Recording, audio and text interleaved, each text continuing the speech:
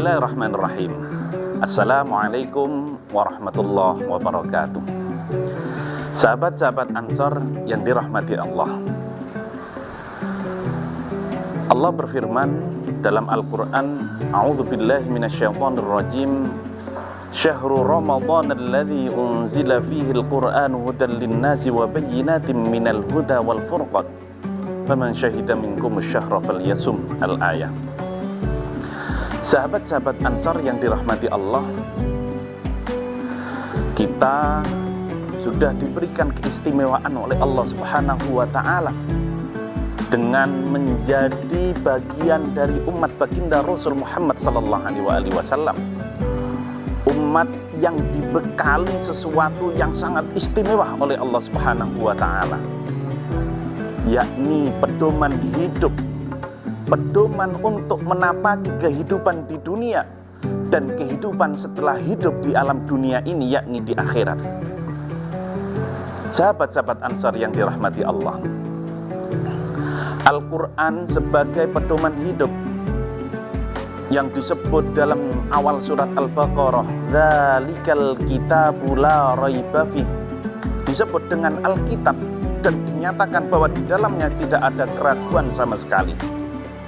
Ini menunjukkan bahwa kita harus syukur, kita harus bangga menjadi umat baginda Rasul Muhammad sallallahu alaihi wasallam, karena diberikan pedoman untuk menapaki kehidupan kita menjadi insan kamil, insan yang mulia, insan yang pantas dibanggakan oleh Allah Subhanahu wa ta'ala.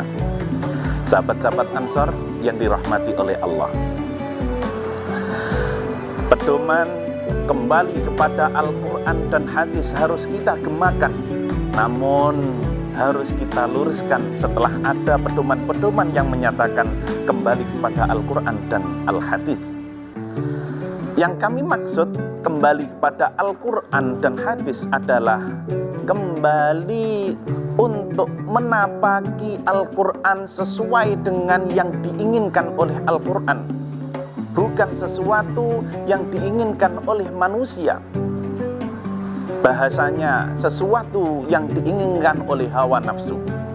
Kita harus ingat kejadian Nabiullah Yusuf alaihissalam dengan dawuh beliau yang diabadikan dalam Al-Quran,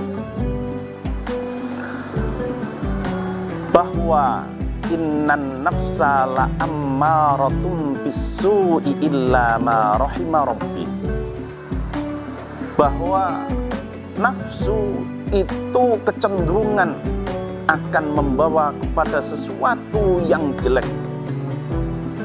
Maka menafsirkan Al-Quran atau mentakwil hadis harus sesuai dengan apa yang diinginkan oleh Al-Quran serta apa yang diinginkan oleh hadis, bukan apa yang diinginkan oleh kita, apalagi yang diinginkan oleh organisasi atau pesanan dari organisasi. Kita kembali kepada Al-Quran. Kita diberikan oleh Allah Subhanahu wa ta'ala hari yang mulia sebagai warga negara Indonesia. Kita merdeka pada tanggal 17 Agustus bertepatan dengan 17 Ramadan, yang mana 17 Agustus, 17 Ramadan itu adalah kekhasan nuzulul Quran atau hari diturunkannya Al-Quran oleh Allah Subhanahu wa ta'ala. Ini bukti bahwa kita adalah makhluk pilihan, kita adalah umat pilihan. Karena kita menjadi makhluk dan umat pilihan oleh Allah Subhanahu wa ta'ala, kita harus mengikuti apa yang diinginkan oleh Allah Subhanahu wa ta'ala lewat Al-Quran, yang mana Al-Quran tersebut diterjemahkan oleh baginda Rasul menjadi kalam beliau, hadis-hadis beliau.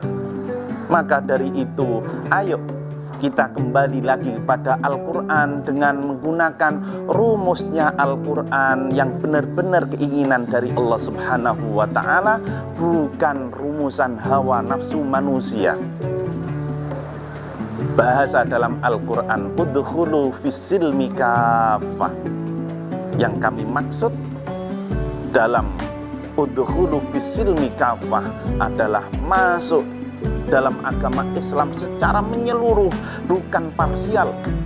Memahami kalam Allah secara menyeluruh, bukan parsial. Membaca Al-Quran secara menyeluruh, bukan parsial.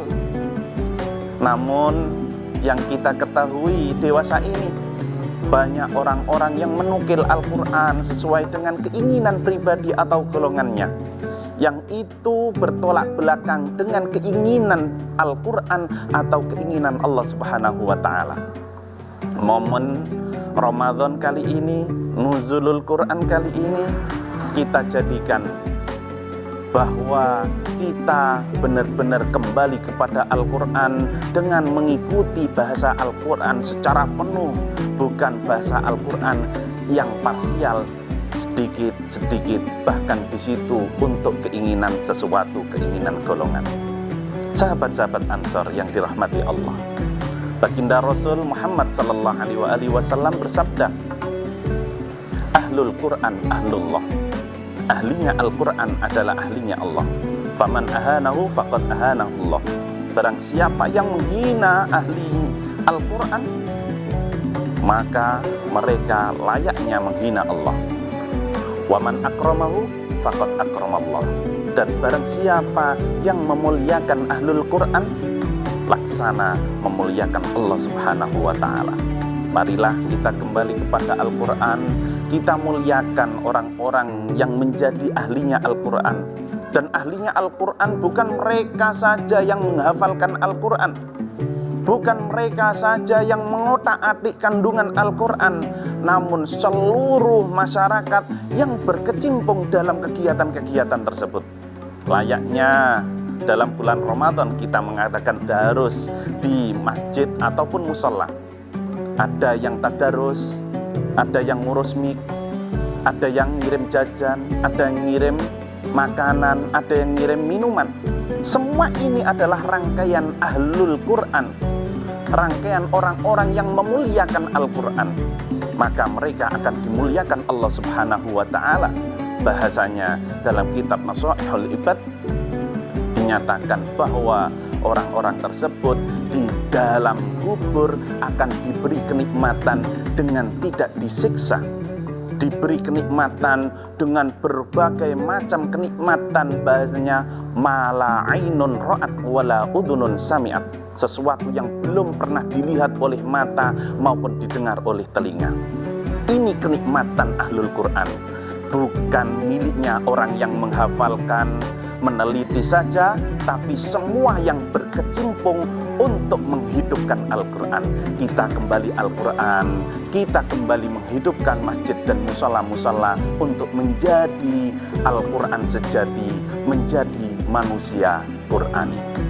Terima kasih, mudah-mudahan bermanfaat. Wallahu muwaffiq ila aqwamit thoriq. Assalamualaikum warahmatullahi wabarakatuh.